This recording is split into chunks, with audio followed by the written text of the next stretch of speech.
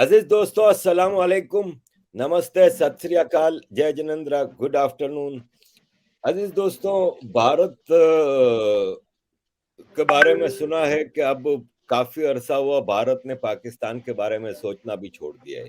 पाकिस्तान की अब कोई इम्पोर्टेंस रखी नहीं गई है और रही भी नहीं है। पाकिस्तान एक तबाह बर्बाद मुल्क है और हमारे पाकिस्तान में जो भी सच बोलता है ना, उसको कहते हैं ये रॉ एजेंट है और ये रो का बंदा है। जैसे मेरे बारे में शुरू से कहा जा रहा है कि ये रो का एजेंट है, रो का पेट बंदा है। और मैं भी हमेशा से ढूंढता रहता था कि ये रो वाले कैसे दिखते हैं, कैसे नजर आते हैं, क्योंकि हमारी तो कभी मुलाकात हुई नहीं। तो आज पहली बार मैं एक रो के ऑफिसर से मिल रहा हूँ। एन के सूद साहब से हम बात करेंगे। एन के सूद साहब, नमस्कार and welcome to the show sir. नमस्कार, शुक्रिया, thank you very much. Sood साहब, शुरू करेंगे। अभी नई फिल्म एक आई है पठान, जी उसमें रॉ का एजेंट जो है वो आईएसआई के एजेंट से प्यार करता है। इससे पहले जी एक आई थी टाइगर फिल्म, एक था टाइगर, उसमें भी रॉ का ऑफिसर आईएसआई की एजेंट से प्यार करता है। जी इस तरह मुख्तलिफ फिल्मों में, जैसे वीर ज़ारा भी आई थी, उसमें भी इंडियन विंग कमांडर जो है वो एक पाकिस्तानी लड़की से प्यार करता है। ये तीनों यश जी चोपड़ा ग्रुप की फिल्म है। मेरा आपसे सवाल ये है कि आपको भी कभी आईएसआई की किसी एजेंट से प्यार हुआ था? देखिए, पहली बात तो मैं किसी आईएसआई के एजेंट से मिला ही नहीं, और यहाँ हमारे यहाँ मिलने का एक रिवाज भी नहीं है। और तीसरी बात है कि एक सिर्फ इंसिडेंट हुई है, जैसे हमारे ये अब्दुल्ला साहब ने कुछ उल्टी सीधी बातें कही हैं। रॉ वाले कोई फालतू बात भी नहीं करते। और चौथी बात यह है कि रॉ की वर्किंग टोटली डिफरेंट है। रॉ कोई पाकिस्तान के आईएसआई की तरह कोई एक, आप समझिए कि टेररिस्ट ऑर्गेनाइजेशन नहीं है। रॉ अपने लोगों को मारती नहीं है, रॉ दूसरे लोगों को भी नहीं मारती। यहाँ तो लोग फ्री घूमते रहते हैं, इंडिया के अंदर भी कहीं और भी चले जाते हैं। पाकिस्तान के ऐसे की तरह नहीं है कि किसी को कत्ल कर दिया, किसी को मार दिया, किसी को हेलीकॉप्टर से फेंक दिया। देखिए, ये जो पिक्चर है पठान, टोटली फिक्शन फिल्म है, रियलिटी से कोसों मील दूर है। ऐसा कुछ नहीं होता। अगर हम कहीं काम करते हैं और वहां पे ये पता चले इस आदमी का कहीं से लड़की से अफेयर है, कुछ है, मुझे लगता है कि उसके ऊपर स्ट्रिंजेंट एक्शन हो जाता है। या तो उसको नौकरी से निकाल देंगे, या उसको रिकॉल कर लेंगे। और इंडिया में बैठे तो आप कुछ काम कर ही नहीं सकते इस टाइप की। और दूसरी बात है, हमारी लाइफ अपनी बिजी होती है, अपने काम करने का तरीका है। और ये जो फिल्में आती हैं, ये टोटली एक फेक नैरेटिव है, ऐसा कुछ नहीं होता। अच्छा, सूद साहब, हमारे कल भी मैंने अपनी वीडियो में अपने दर्शकों को बताया कि हमारे यहाँ कहा जाता है कि बलूचिस्तान पूरा रॉ के कंट्रोल में है। वहाँ पे रॉ सारी चीजें कर रही है, केपीके रॉ कर रही है, टीटीपी को रॉ चला रही है, अफगानिस्तान की तालिबान को रो चला रही है, सिंधु देश मूवमेंट रो चला रही है। तो मैंने अपने दर्शकों से यही पूछा था कि हम इतना बड़ा बजट देते हैं अपनी आर्मी को, आधे से ज्यादा हमारा बजट आर्मी खा जाती है। तो आर्मी तो फारिग है, रो ही कामयाब है इधर, तो हम क्यों ना सारा बजट रो को दे दे? कम से कम रो हमारी सिक्योरिटी बेहतर करेगी। आपका क्या ख्याल है, रो इतनी एक्टिव है पाकिस्तान में? देखिए, ऐसा है, रॉ जो है एक ये डिफेंसिव ऑर्गेनाइजेशन है। हमारे कोई ऑफेंसिव ऑपरेशंस नहीं होते। जब 1971 का वार हुआ था, तब भी हमारे आर्मी को इंदिरा गांधी से पूछा था, आपकी क्या प्रिपरेशन है पाकिस्तान को तोड़ने की। तो आर्मी ने कहा कि हम, जो जनरल मानेक शाह थे, कि हमारी जो आर्मी है उसके पास डिफेंसिव आर्मामेंट्स हैं, डिफेंसिव काम के लिए तैयार है। लेकिन हमको अगर ऑफेंसिव काम करना तो उसके लिए हमें 1 साल का टाइम चाहिए होगा। तो मिसेस गांधी ने कहा, आप लीजिए, ये ठीक है कि जो पाकिस्तान को तोड़ने की प्लान की थी, रॉ ने प्लान की थी, ब्लूप्रिंट उन्होंने तैयार किया था, लड़ी आर्मी थी। लेकिन जहां तक हम बात करते हैं रॉ की, अगर पाकिस्तान के अंदर कुत्ता मर जाए तो वो भी रॉ मारता है। देखिए, रॉ का कोई इतना बड़ा मतलब धंधा नहीं है। हम बेसिकली कोशिश करते हैं अपने आप को डिफेंड करने की। और इन चीजों में जो पाकिस्तान के लोग क्लेम करते हैं या पाकिस्तान की आर्मी आईएसआई क्लेम करती है, वैसा काम नहीं है। पाकिस्तान की आईएसआई तो इंटरनल एक्सटर्नल दोनों देखती है। और बेसिकली जो हमारा काम होता है इन डिफेंस ऑफ इंडिया, मैं बहुत जगह रहा हूं, हमने कभी कहीं गोली तो नहीं चलाई, हमने कोई ऐसा काम नहीं किया, हमारे यहाँ कोई ऐसा काम नहीं करता। पीसफुल तरीके से, प्रॉपर तरीके से काम होता है, जो इंटेलिजेंस के लोग करते हैं, चाहे यूएसए के हो, चाहे सीआईए के हो, चाहे आपके ब्रिटिश के हो, या आपके रशिया हो। पहले टाइम में होता था कि रशिया और जो सीआईए है, इनकी जो एजेंसीज है, वो बेसिकली ऑफेंसिव ऑपरेशन करती थी। आजकल तो सारा कुछ बंद हो गया। आजकल सारे काम जो करते हैं वो बेसिकली इकोनॉमिक इंटरेस्ट ज्यादा रह गए हैं। कंट्रियों में आपस में इस टाइप के झगड़े भी नहीं होते। पहले इंडिया को एक माना जाता था कि यहाँ पे पाकिस्तान की, यूके की, यूएसए की सीआईए काम करती है और दूसरी तरफ केजीबी, और इनके झगड़े यहाँ पे हुआ करते थे। लेकिन रॉ की मैं नहीं सोचता किसी भी तरीके से इन चीजों में इन्वॉल्वमेंट है। अगर रॉ आज इन्वॉल्व हो जाए इन चीजों में, रॉ यहाँ पे फंड देना शुरू कर दे इनको, तो मुझे लगता है 7 दिन के अंदर पाकिस्तान खत्म हो जाएगा, बर्बाद हो जाएगा। क्योंकि पाकिस्तान के अंदर पहले तक आप समझिए कि असला पड़ा है, इतना झगड़ा पड़ा हुआ है, और अगर रॉ ये काम करता तो पाकिस्तान के अंदर हाफिज सईद या दाऊद इब्राहिम छुपे नहीं रह सकते थे। रॉ उनको एलिमिनेट कर सकता। हाँ, ये जरूर कहूंगा हमारी कैपेबिलिटी है एलिमिनेट करने की, लेकिन कब वो सारी जो परमिशन होती है गवर्नमेंट की तरफ से मिलती है, और गवर्नमेंट इस चीज में कभी ओके नहीं करती। डेमोक्रेटिक इलेक्टेड गवर्नमेंट होती है इंडिया की, इसीलिए इन कामों में हमारी एजेंसीज पड़ती नहीं है। सूद साहब, शुरू करेंगे पीओके से। आपकी बड़ी रिसर्च है पीओके गिलगित बल्तिस्तान के इशू पे। ये भारत का इंटेग्रल पार्ट है, लीगल पार्ट है, लेकिन इस पे पाकिस्तान का कब्जा है। जनरल हर्षा काकड़ साहब से मेरी आज से 2 साल पहले मैंने उनका इंटरव्यू किया था, तो उस वक्त मैंने पूछा था उनसे कि आप कब पीओके वापस ले रहे हैं, तो उन्होंने कहा हम इंतजार कर रहे हैं कि हमें एक भी गोली ना चलानी पड़े और हम वापस ले लें। सूरत हाल कुछ ऐसी ही है, और आजकल आपके पीओके के हवाले से काफी वीडियोस आ रही हैं और आपकी बड़ी गहरी रिसर्च है। आप प्लीज बताइए कि अब क्या पीओके राइप है पिकल करने के लिए? देखिए जी, मैं सोचता हूँ जो पाकिस्तान के अंदर हालात हैं, भूखमरी के हालात हो गए हैं। पीओके पाकिस्तान ने इलीगल तरीके से लिया था अपनी फोर्सेस भेज के, और उस टाइम पे हमारे जो प्राइम मिनिस्टर थे वो थे जवाहरलाल नेहरू, और हमारी जो फोर्सेस को वहां भेजा गया, उन फोर्सेस ने काफी पोर्शन पे कब्जा कर लिया, यानी कि एरिया वापस ले लिया। क्योंकि जो राजा हरि सिंह थे उन्होंने पीओके दिया था इंडिया को, यानी कि जो सारी टेरिटरी थी उनके पास उन्होंने इंडिया को सीट की थी। इस हिसाब से पीओके और कश्मीर सारा इंडिया के पास आना चाहिए था।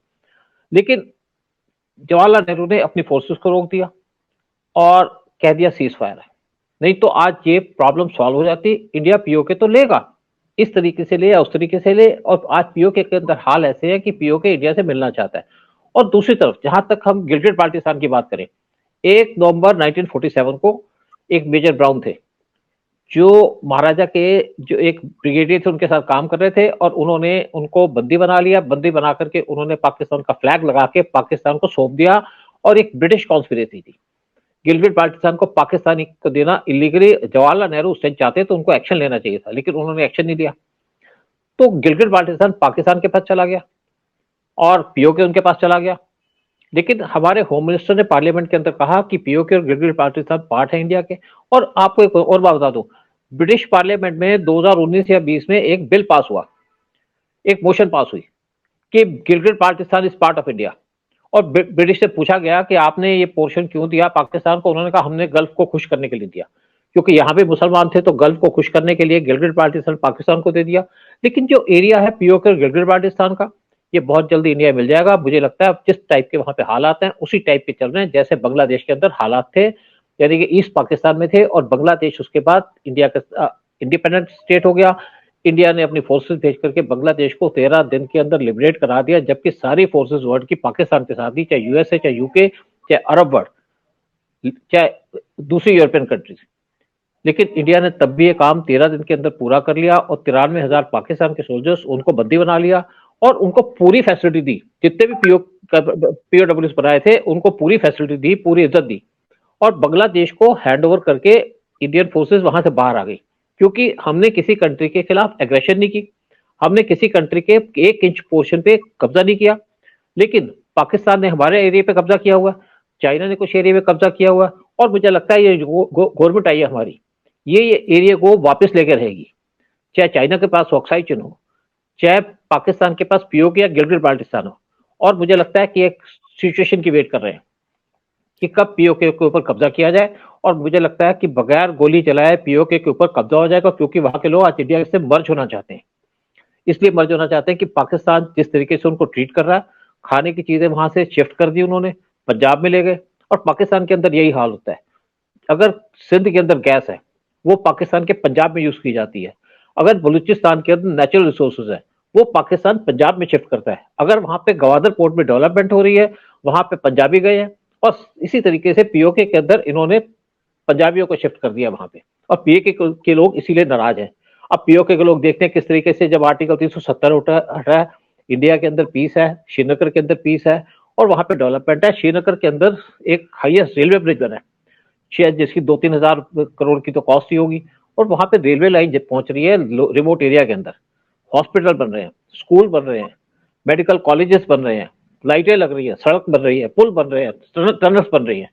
तो जब कहीं पे प्रोग्रेस होती है तो वहां के लोगों को एम्प्लॉयमेंट मिलती है। अदरवाइज 500 रुपए लेके पाकिस्तान के लोग या ऐसे वहां के लोगों को पत्थर मारने के लिए मजबूर करते थे, देते थे, उनको पैसा चाहिए होता था।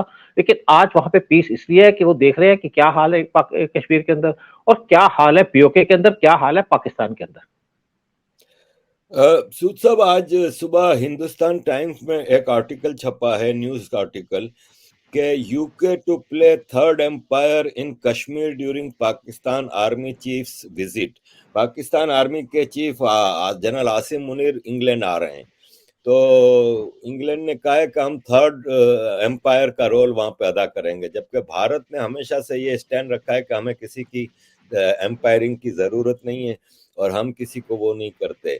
कल परसों एक रिपोर्ट आई थी फायर पावर के हवाले से दुनिया की आर्मीज की, तो उसमें नंबर 1 पे अमेरिका है, नंबर 2 पे रशिया है, नंबर 3 पे चाइना है और नंबर 4 पे भारत है, इंग्लैंड नहीं है। इकोनॉमिक जी। में भारत ने इंग्लैंड को पीछे छोड़ दिया है, 5वें नंबर पे भारत है, वो बहुत जल्द तीसरे पे आ जाएगा। तो ऐसी सूरत में इंग्लैंड, जहां पे हम बड़ा वो करते थे कि एक हिंदू इंडियन ओरिजिन का प्राइम मिनिस्टर आया है, इंग्लैंड ये शरारतें क्यों कर रहा है, जैसे कभी बीबीसी पे आपने देखा, ये सब क्या है? देखिए बेसिकली क्या है कि यूके के अंदर, ब्रिटेन के अंदर भी कुछ पुराने लोग बैठे हैं, आप समझिए, जिनकी सोच है प्री पार्टीशन की। वो सोचते हैं इंडिया अभी भी उनका गुलाम है, जब इंडिया अनडिवाइडेड था। लेकिन वो भूल गए कि क्या हाल है।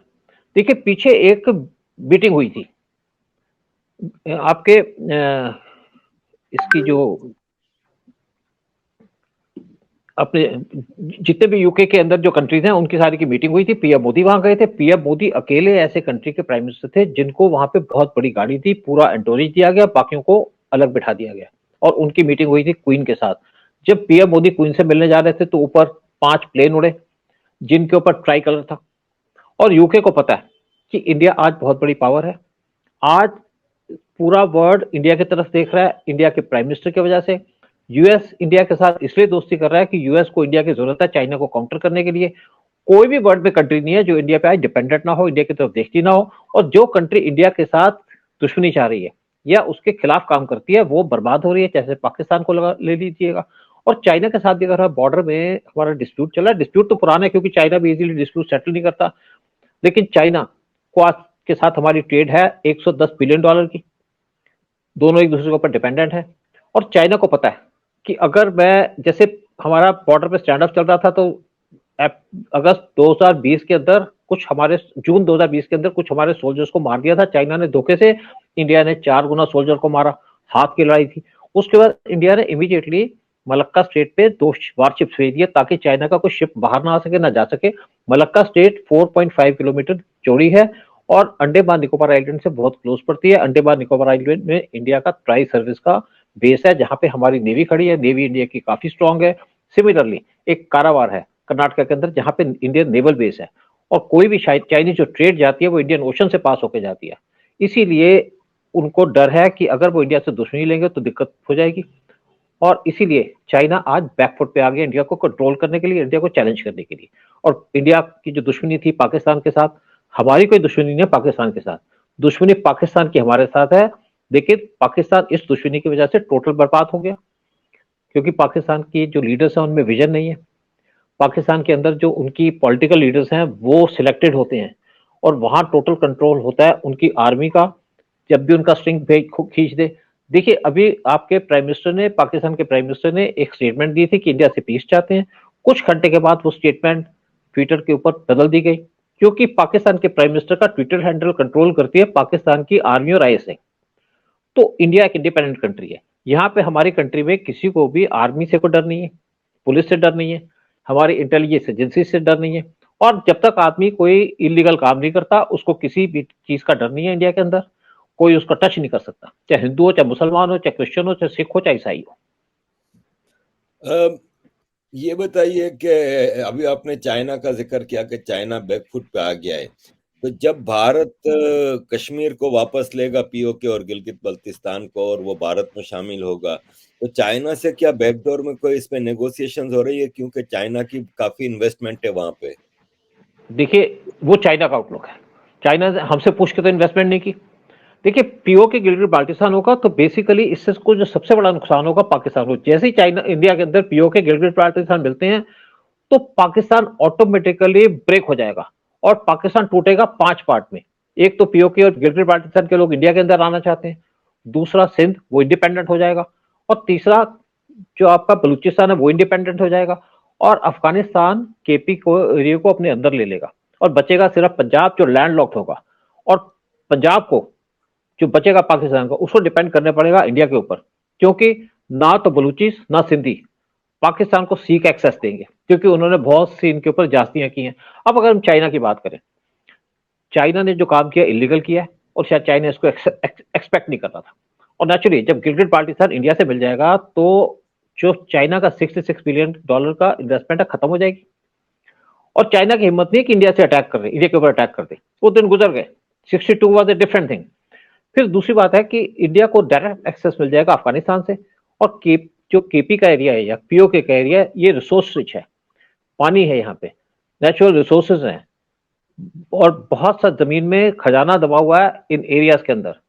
और यहाँ के जो लोग हैं मुझे लगता है काफी पीसफुल लोग हैं, उनको इंडिया से कोई प्रॉब्लम नहीं है। और साथ में इंडिया को जो एक्सेस मिलेगा अफगानिस्तान से, उसकी वजह से इंडिया का एक्सेस क्लोज हो जाएगा टू रशियन रिपब्लिक, जहां पे हमारे प्राइम मिनिस्टर क्लोज रिलेशन बनाना चाहते हैं, क्योंकि वो रिच है रिसोर्सेज में, यूरेनियम में, पेट्रोल, गैस सब में। और एक तापिक गैस लाइन की बात चल रही थी, तुर्कमेनिस्तान, अफगानिस्तान, पाकिस्तान, इंडिया, और ये जो गैस लाइन है ये कन्वर्ट हो जाएगी इनटू टीएआई, क्योंकि अफगानिस्तान चाहता है गैस लाइन पूरी हो जाए ताकि अफगानिस्तान को इससे पैसा मिले, रॉयल्टी मिलेगी। और ये जो इससे चाइना कमजोर पड़ जाएगा, क्योंकि चाइना हमेशा पाकिस्तान को यूज करता है as to divert India attention Kashmir के ऊपर बंका करने के लिए। और चाइना का ये पर्पज था कि उसको बिजी रखा जाए बॉर्डर पे, पाकिस्तान के बॉर्डर पे, चाइना बॉर्डर पे, ताकि चाइना सी पे इंडिया को पूरा घेर सके थ्रू स्ट्रिंग ऑफ पल्स। और मोदी के आने के बाद ये सारी चीजें डिफीट हो गई हैं। चाइना को आदत पड़ी थी इंडिया की टेरिटरी में घुसने की बार बार, और इंडियन फोर्सेस कभी उसको काउंटर नहीं करती थी, लेकिन पीएम मोदी के आने के बाद उनको काउंटर करना शुरू कर दिया, और आज हमारी फोर्सेस खड़ी हैं एक दूसरे के सामने मई या जून 2020 से लेके। सर, ये रशिया यूक्रेन वार में भारत न्यूट्रल है। आप जी, समझते हैं अगर इन केस कल को चाइना ताइवान हवाले से अमेरिका और चाइना का कोई क्लैश होता है, तो भारत न्यूट्रल रहेगा कि क्वेड का मेंबर होने की वजह से भारत भी एक पार्टी होगा? देखिए, इंडिया मिलिट्रीली इंटरवीन नहीं करना चाहेगा, क्योंकि पीएम मोदी का बड़ा क्लियर विजन है कि हम अपनी कंट्री को कहीं इन्वॉल्व नहीं करेंगे, क्योंकि चाइना इंडिया के क्लोज लगता है, और अगर हम डायरेक्टली इन्वॉल्व होंगे तो हमारे ऊपर रिस्क हो जाएगा, हमारी जनता को नुकसान होगा, जो पीएम मोदी नहीं चाहते। इंडिया न्यूट्रल रहेगा, बट क्योंकि इंडिया क्वाड का मेंबर है, हमारे एग्रीमेंट्स हैं यूएस के साथ कि वो हमारी नेवल बेसिस को यूज कर सकते हैं, ऑस्ट्रेलिया के साथ है, जापान के साथ भी सेम टाइप के रिलेशन है। तो नेचुरली इंडिया उनके साथ खड़ा होगा, उनको सपोर्ट देगा। लेकिन जैसे इस टाइम पे जो रशिया यूक्रेन का वार चल रहा है, वहां पे यूक्रेन को हम मेडिसिन भेज रहे हैं, जरूरी चीजें भेज रहे हैं, लेकिन दूसरी तरफ हम रशिया के साथ उससे ऑयल या उससे डील करें, क्योंकि रशिया इंडिया का बड़ा क्लोजेस्ट फ्रेंड रहा है। 71 वॉर के अंदर रशिया ने इंडिया को पूरा सपोर्ट किया था। एक सिर्फ रशिया ऐसी कंट्री थी जो इंडिया के साथ खड़ी थी। रशिया ने अपने वारशिप्स भेज दिए थे इंडियन ओशन के अंदर, ताकि यूएस और यूके यहाँ पे आगे ना बढ़ पाए। तो ये जो वार होगा यूक्रेन के साथ, जो वार होगा ताइवान और चाइना के बीच में, इसमें इंडिया न्यूट्रल रहेगा, और इसीलिए इंडिया अपने आप को वॉर लाइक सिचुएशन से दूर रखना चाहता है। और जहां तक पाकिस्तान को लेने की बात है, इंडिया लगता है बगैर गोली चलाए पीओके और गिलगित बाल्टिस्तान अपने कब्जे में ले लेगा, क्योंकि एक बात चल रही है, पाकिस्तान अपने अपने न्यूक्लियर असेट्स बेचने की बात कर रहा है। सऊदी ने पाकिस्तान को मना कर दिया लोन देने के लिए विदाउट कंडीशंस, तो पाकिस्तान को कोई लोन देगा नहीं। और इसलिए जो पाकिस्तान के अंदर जो गवर्नमेंट है सिचुएशन संभाल नहीं पाएगी, और पाकिस्तान के टूटने के पूरे आगार हैं। और इंडिया सिर्फ वेट कर रहा है कि बगैर गोली चलाए पीओके गिलगित बाल्टिस्तान इंडिया से मिल जाए, पूरा वर्ल्ड इंडिया को सपोर्ट करेगा, चाहे यूएस हो चाहे रशिया हो। सर, वर्ल्ड इकोनॉमिक फोरम का भी लास्ट वीक इजलास हुआ था डेवोस स्विट्जरलैंड में। उसमें एक रिपोर्ट आई थी वर्ल्ड इकोनॉमिक फोरम की ग्लोबल रिस्क के ऊपर। उसमें पाकिस्तान के ऊपर काफी लंबी चौड़ी रिपोर्ट थी और उसमें बताया गया है कि पाकिस्तान के डिसमेंबर होने की, टूटने की पूरी संभावना है और मोस्ट प्रोबेबली 2023 पाकिस्तान के लिए बहुत खतरनाक साल है। इसके अलावा दुनिया के माने हुए इकोनॉमिस्ट, फाइनेंशियल टाइम्स, आईएमएफ वगैरह ये प्रेडिक्ट कर रहे हैं कि पाकिस्तान ऑलरेडी डिफॉल्ट हो गया है, खाली अनाउंस नहीं हो रहा। तो सर, मेरा आपसे सवाल यह है कि मुझसे लोग बहुत पूछते हैं कि आरिफ भाई, पाकिस्तान कब टूटेगा। अब मैं आपसे ये मासूमाना सवाल करता हूं कि आपके ख्याल में पाकिस्तान कब टूटेगा, कि टूटेगा तो पाकिस्तान की मजलूम कौमें बलोच, सिंधी, पख्तूनों को सुकून का सांस मिलेगा। देखिए, पाकिस्तान मुझे लगता है इसमें कोई डाउट की बात नहीं कि पाकिस्तान इसी साल में टूटना चाहिए। पाकिस्तान को कोई सपोर्ट नहीं दे रहा। पाकिस्तान के अंदर फाइनेंशियल क्राइसिस चल रहे हैं। पाकिस्तान के आटा दाल चावल वो नहीं मिल रहे। पाकिस्तान के अंदर बिजली गुल हो गई है। पाकिस्तान के अंदर गैस नहीं है। पाकिस्तान के अंदर फेलियर इसलिए है कि पाकिस्तान की सक्सेसिव गवर्नमेंट्स ने कोई काम नहीं किया अपने लोगों के लिए, जबकि पाकिस्तान के पास पानी की कमी नहीं है, लेकिन उसने डैम नहीं बनाए। इंडिया के अंदर 80,000 डैम है। इंडिया के अंदर 8,000 डैम है। चाइना के पास 80,000 डैम है। और इंडिया डैम इसलिए बनाता है कि वहां से पानी को रोका जाए, पानी को सप्लाई किया जाए, पानी को खेतों में भेजा जाए, पानी के थ्रू बिजली प्रोक्यूर की जाए। इंडिया के पास बिजली बनाने के कई तरीके हैं। न्यूक्लियर, वहां से बिजली बनती है यूरेनियम से। जो डैम्स हैं यहां से बिजली बनती है। और साथ में बिजली बनती है थ्रू कोल, लेकिन उसको हम डिलीट कर रहे हैं। उसके बजाय हमारे यहाँ बिजली बनती है थ्रू सन। सन सबसे बड़ा काम हमारा सन से हो रहा है और ये काम चल रहा है और ये काम बहुत जल्दी जल्दी चल रहा है क्योंकि ये फ्री की बिजली है। साथ में हम यहाँ पे पावर प्रोड्यूस करते हैं थ्रू एयर। जो कोस्ट लाइन है वहां पे हमारे पंखे लगे हैं बड़े बड़े जो पावर प्रोड्यूस करते हैं, जिनसे टरबाइन चलती है। पाकिस्तान के पास तो ऐसा कुछ नहीं है। मैं शहबाज शरीफ की बात सुन रहा था, उसने कहा भाई हमने 6 महीने के अंदर जून तक हमारे यहाँ पे सोलर एनर्जी वो प्रोड्यूस होगी। भाई एक दिन में आप 6 महीने में कैसे सोलर एनर्जी प्रोड्यूस करेंगे? आपके पास तो कोई सामान नहीं है, पैसा नहीं है। तो पाकिस्तान के टूटने के पीछे मुझे लगता है कोई पाकिस्तान को इस टाइम पे सपोर्ट नहीं कर रहा। यूएई ने मना कर दिया पाकिस्तान को कैश देने के लिए। सेम आपके जो सऊदी अरबिया उसने कह दिया कि आपको विदाउट स्ट्रिंग्स कोई पैसा नहीं मिलेगा और पैसा तब मिलेगा जब आईएमएफ से लेंगे। अब एक दिन में पाकिस्तान के अंदर जब $1 25 रुपए गिर जाए तो आप सोचिए क्या होगा। पाकिस्तान के अंदर कोई विजन नहीं है। पाकिस्तान के अंदर लोग भूख रहे हैं तो पाकिस्तान की गवर्नमेंट को चिंता नहीं है। पाकिस्तान के मिनिस्टर्स बाहर घूम रहे हैं फॉरेन के अंदर। और पाकिस्तान के अंदर एक जॉइंट कैबिनेट है, बहुत बड़ी कैबिनेट है। और कैबिनेट पड़ी है तो पैसा खर्च होता है। और पाकिस्तान के अंदर अगर आज भूखमरी पड़ी हुई है, पाकिस्तान के लोगों के लिए उनको चिंता नहीं है कि उनको खाने को दें। लेकिन पाकिस्तान के अंदर मैं इनके गवर्नमेंट को बहुत प्रेस करूंगा। लग्जरी गाड़ियां इंपोर्ट करनी बंद नहीं की इन्होंने। 5-5 करोड़ की लग्जरी गाड़ियां पाकिस्तान के कैबिनेट के लिए, पाकिस्तान की आर्मी के लिए, पाकिस्तान के रिच लोगों के लिए। तो पाकिस्तान के अंदर लोग हो ना हो उनको फर्क नहीं पड़ता। जो इनके 1,000, 2,000, 50,000, 2, 4, 5 लाख लोग हैं, इनको अच्छा खाना, अच्छा पीना, अच्छी फैसिलिटी चाहिए, अच्छी गाड़ियां चाहिए। बाकी जनता जाए भाड़ के अंदर। और जो इंडिया में नहीं होता। इंडिया के मिनिस्टर, आपके प्राइम मिनिस्टर हमारे कोई खर्चा नहीं करते अपने ऊपर। सारी सैलरी बांट देते हैं लोगों के अंदर। चाहे कोई भी प्राइम मिनिस्टर लगा लो, इंडिया के अंदर जितने भी प्राइम मिनिस्टर थे उनके ऊपर करप्शन का चार्ज नहीं है। मैं बाकी मिनिस्टरों की बात नहीं करता, होंगे बहुत से मिनिस्टर जो करप्शन करते होंगे, लेकिन किसी भी प्राइम मिनिस्टर के ऊपर करप्शन का चार्ज नहीं है। उसने काम किया है सिंसियरिटी से, नेहरू से लेके आज तक। गलतियां सबने की होंगी, लेकिन पाकिस्तान के अंदर तो गलतियों का पुतला है। वहां पे पाकिस्तान के अंदर प्राइम मिनिस्टर को मारा जाता है जुडिशियल तरीके से। कोर्ट से ऑर्डर करके उसको हैंग कर दिया जाता है। पाकिस्तान के अंदर किसी को भी उनकी आर्मी ऐसे टारगेट कर सकती है। इंडिया के अंदर भी इंदिरा गांधी को की मर्डर हुआ, लेकिन उसके ऊपर इंदिरा गांधी को एडवाइस किया गया था इन लोगों को हटा दो यहाँ से, कुछ लोगों को इनसे प्रॉब्लम थी। वो उसने कहा नहीं, मैं तो इनको नहीं हटाऊंगी। लेकिन इंडिया के अंदर कोई गवर्नमेंट या गवर्नमेंट एजेंसीज के थ्रू काम नहीं होता। पाकिस्तान के अंदर तो आप सोचिए कि लोगों को उनकी आईएसआई, उनकी आर्मी मार देती है। आम जनता को तो फर्क ही नहीं पड़ता। और हमारे हिसाब से पाकिस्तान के अंदर कम से कम 100 से 150 जो पॉलिटिशियंस हैं उनका मर्डर किया है पाकिस्तान की आईएसआई और उनकी आर्मी ने। सर, पाकिस्तान डिसमेंबर होता है तो ये कोई छोटा मुल्क है नहीं, आपको भी पता है। मिलिट्री वाइज एटम बम है, एक से एक मिसाइल है। अमेरिका अक्सर ये चीज़ों की फ़िक्र करता है कि पाकिस्तान एक रोग स्टेट है और यहाँ से ये चीज़ें स्मगल हो सकती हैं, और पहले भी नॉर्थ कोरिया, लीबिया को पाकिस्तान ने एटम बम सप्लाई किया है, एटॉमिक प्लान। तो आप क्या देखते हैं कि डिसमेंबर होने की सूरत में पाकिस्तान में जो रोग एलिमेंट है, जो जिहादी माइंडसेट के जनरल्स हैं, वो एटम बम का गलत इस्तेमाल कर सकते हैं? क्या होगा? देखिए, सबसे पहले वर्ल्ड को सारी चिंता इन चीजों की, इंडिया भी इस बारे में सोचता है, और पाकिस्तान ने तो अपने न्यूक्लियर असेट्स को बेचना भी शुरू कर दिया है। देखिए, इन लोगों का पर्पस कुछ नहीं है, इनका पर्पस है पैसा। पैसा दो ये ले लो, पैसा दो यूरेनियम ले लो। पाकिस्तान के अंदर जो आज न्यूक्लियर प्लांट लगे या न्यूक्लियर बम बनाने का काम किया, किसने किया? उस टाइम पे यूएस का रोल था, क्योंकि यूएस इंडिया को काउंटर करना चाहता था, और आज उनके लिए खतरा बना हुआ। देखिए, पाकिस्तान के अंदर कुछ मिलिटेंट्स है जो इंडिया का टारगेट करते हैं, लेकिन उनका जो पहला दुश्मन है वो है यूएस। तो यूएस को इस चीज का पता है कि अगर कोई यहाँ से गलत काम होगा तो यूएस के खिलाफ होगा।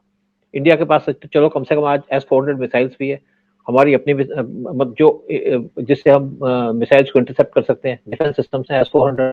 हमारे पास आकाश डिफेंस सिस्टम जो हमने सारे पाकिस्तान के आसपास लगाए हैं। हमको पता है चाइना कभी यहाँ पे न्यूक्लियर बम का यूज नहीं करेगा।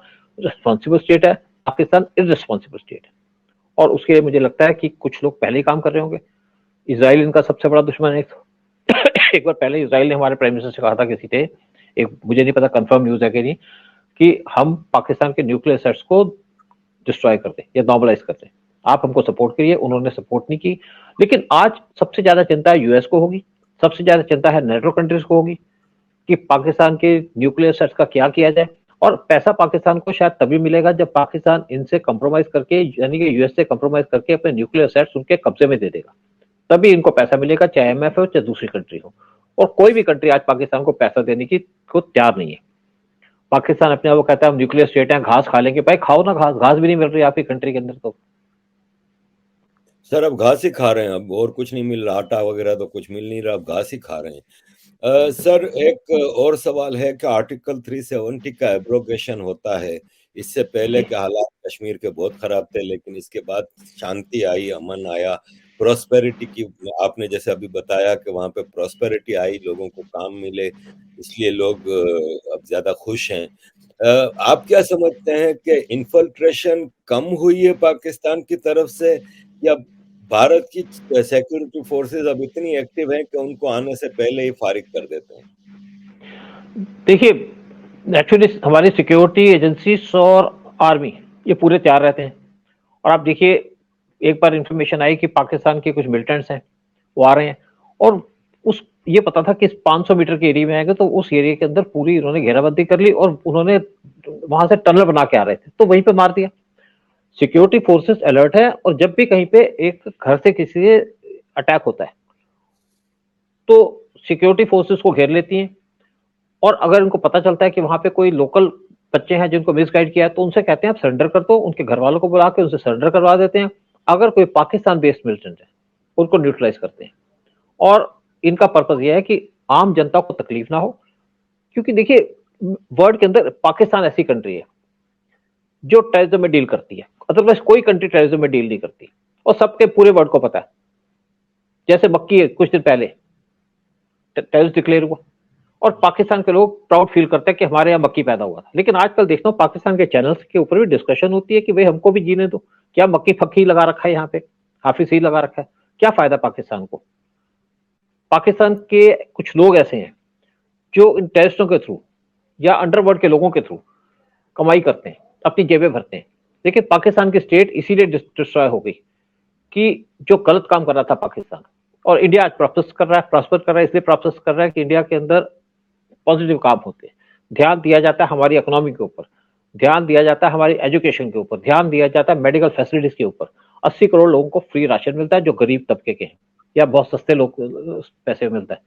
2-2 4-4 रुपए का इनको आटे का 1 किलो का आटा मिलता है, और लोग बोरियां बोरियां भर के ले जाते हैं। अगर हम खड़े होते हैं कहीं दुकान पे तो देखते हैं कि यहाँ से भाई लोग बोरियां लेके जा रहे हैं आटे के घर के लिए। तो इंडिया की गवर्नमेंट का एक पर्पस है कि यहाँ पे लोग भूखे ना मरे। चोरी जो आपके पॉलिटिशियन करते थे उस पर पूरा बैन लगा हुआ है, क्योंकि पीएम मोदी बहुत अलर्ट रहते हैं।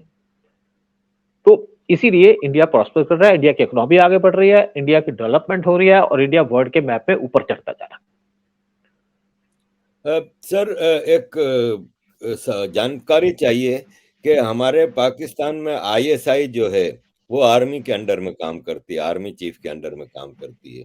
इनफैक्ट आर्मी सिंध बलूचिस्तान और केपीके में मौजूद है। सिंध में रेंजर्स की सूरत में, केपीके बलूचिस्तान में एफसी की सूरत में, फ्रंटियर का कोर की सूरत में। और इवन सिंध बलूचिस्तान केपीके के बाकायदा पुलिस थाने जो है वो थानेदार भी आईएसआई के कंट्रोल में चलता है। इस हद तक हमारा आईएसआई का है। प्राइम मिनिस्टर का आईएसआई के ऊपर कोई कंट्रोल नहीं। भारत में रॉ का क्या हिसाब है? वो प्राइम मिनिस्टर के अंडर में है कि आर्मी चीफ के अंडर में है कि डोवल साहब के क्या है?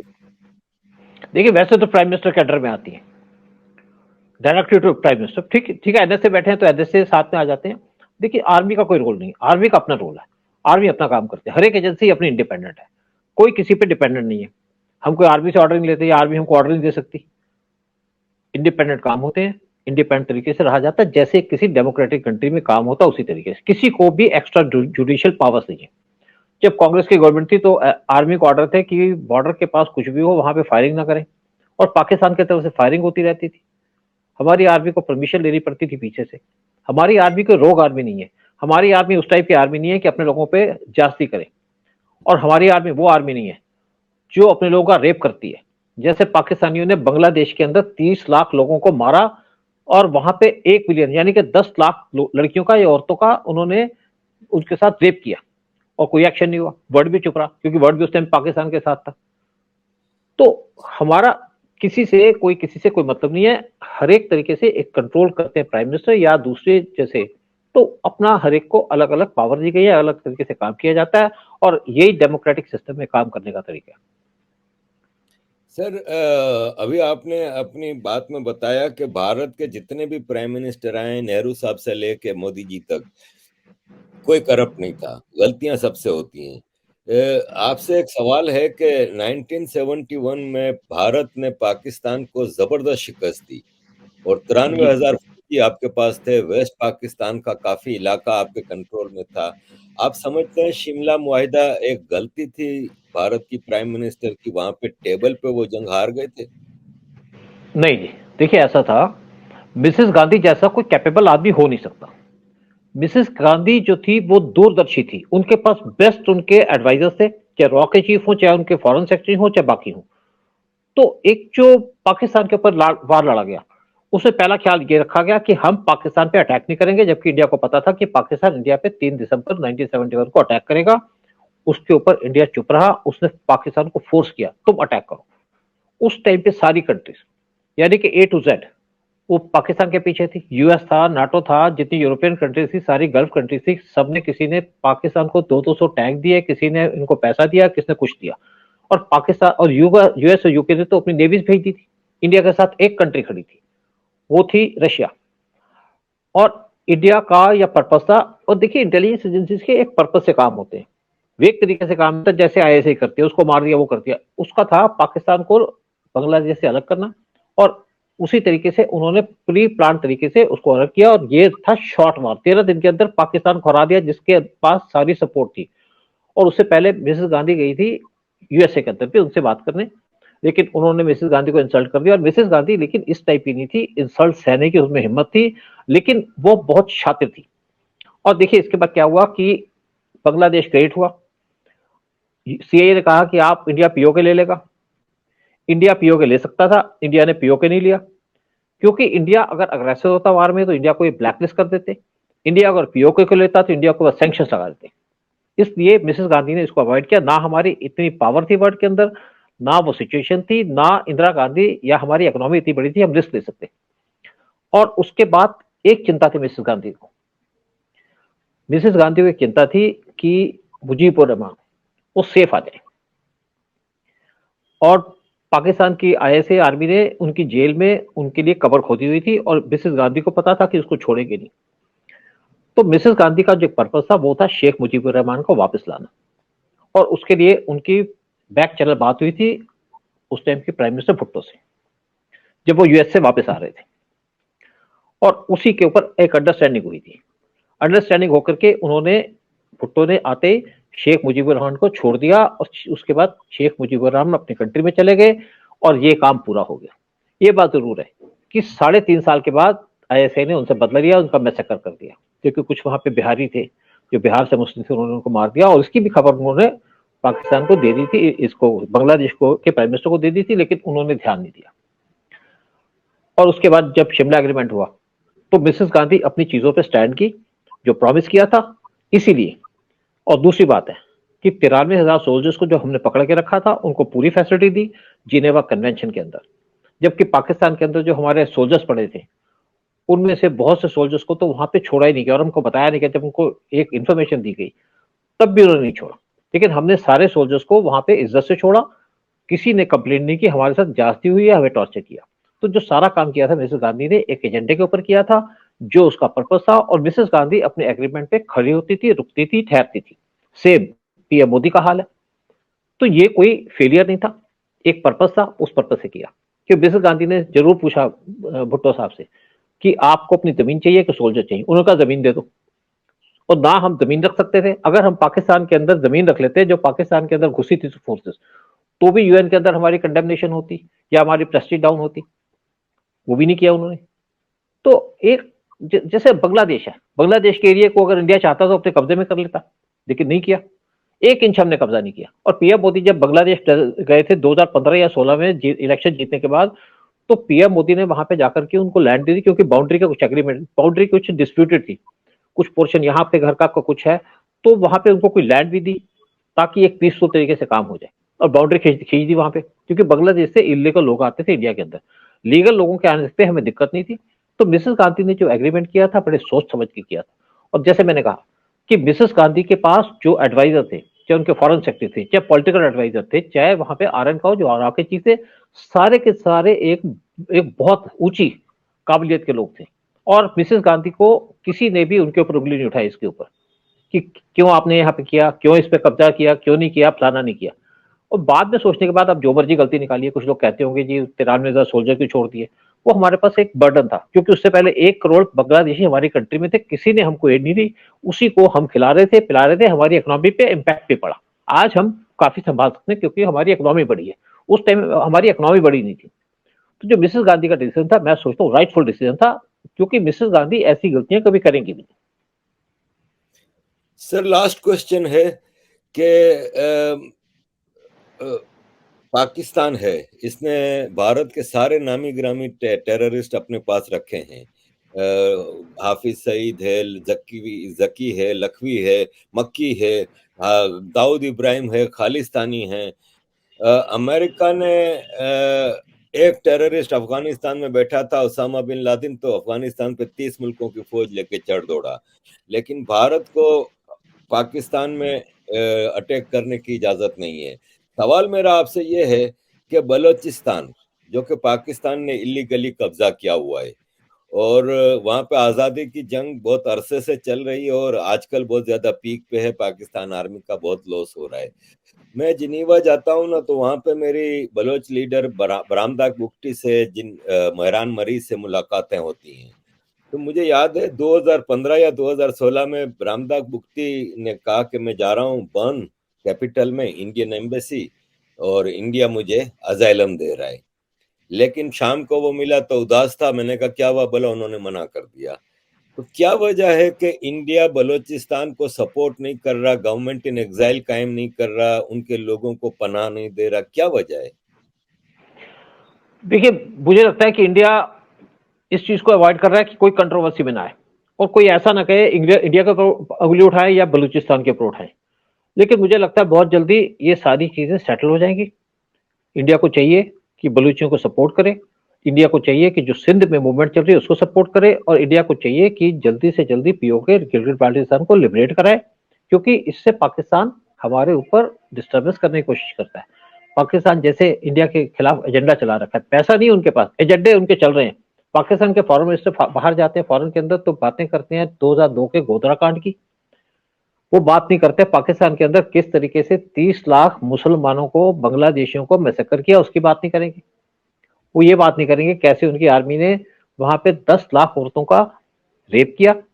वो इसकी बात नहीं करेंगे कैसे पाकिस्तान रेगुलर इंडिया के अंदर मिलिटेंट भेजता रहता है, कैसे अपने लोगों को मारता है बलूचिस्तान में, सिंध में या बाकी, और यहाँ पे कोई बात नहीं करेगा किस तरीके से 59 हिंदूज जो ट्रेन में जा रहे थे पीसफुल, उनको बंद करके मिट्टी का तेल फेंक के जला दिया गया, और ये सारी कॉन्स्पिरेसी किसने की।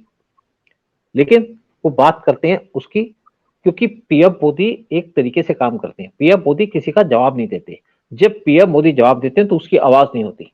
जैसे पीएम मोदी ने इस टाइम पे पाकिस्तान को कटोरा मांगने के लिए मजबूर कर दिया, और बहुत जल्दी पीएम मोदी बिलावल भुट्टो जो आईएसए के इशारे पे काम करते हैं, इनको बुलाया एससीओ में, देखते हैं इनका क्या होता है। लेकिन पाकिस्तान अपनी जो नाकामियां है, अपने जो फेलियर्स है, अपनी जो डिप्लोमेटिक फेलियर्स है, उसकी वजह से बहुत जल्दी टूट जाएगा। और मैं सोचता हूं कि हमारी गवर्नमेंट को चाहिए कि इनको भी सपोर्ट करना चाहिए। जिन लोगों पे ज्यादती हो रही है, जिन लोगों पे पाकिस्तान की आर्मी गुंडागर्दी कर रही है, जुल्म कर रही है, उसके सपोर्ट में खड़े हों। क्योंकि हमारा तो एक एजेंडा रहा है शुरू से हमारी कंट्री का कि मजलूमों की सपोर्ट करनी चाहिए, हेल्प करनी चाहिए। तो मुझे लगता है जैसे हमारे फॉरेन अभी डिफेंस मिनिस्टर की स्टेटमेंट आई थी कि अगर पाकिस्तान में कोई भूखा मरता है तो हमें दुख होता है। तो जितने लोग सफर कर रहे हैं पाकिस्तान में, उनको इस जलालत की जिंदगी से पीएम मोदी रिलीज कराएंगे बहुत जल्दी।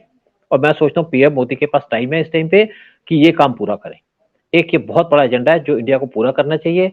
पाकिस्तान के अंदर जो लोग सफर कर रहे हैं उनको हेल्प करनी चाहिए। Thank you very much sir. Sir it was very informative. आपने बहुत जानकारी दी हमें। आपकी जो रिसर्च है, आपका जो एक्सपीरियंस है इस पूरे रीजन के ऊपर, और मैं आपकी तकरीबन सारी ही बातों से एग्री करता हूँ। इंदिरा गांधी जी के हवाले से आपने जो क्लियरेंस दी है वो मुझे समझ में आई, वरना अब तक मैं भी समझता था कि वो एक बहुत बड़ी गलती थी। Thank you very much sir, और आप का आभार है कि आपने टाइम दिया सर। शुक्रिया, thank you very much. Your Aziz greatness, दोस्तों, माय प्लेजर। आपने सुना एन के सूद साहब किस तरह चीजों को बता रहे थे, और अब हम उम्मीद करते हैं कि पाकिस्तान नामी नासूर से दुनिया की बहुत जल्द जान छूट जाएगी। थैंक यू वेरी मच अजीज दोस्तों। जय हिंद। जय हिंद।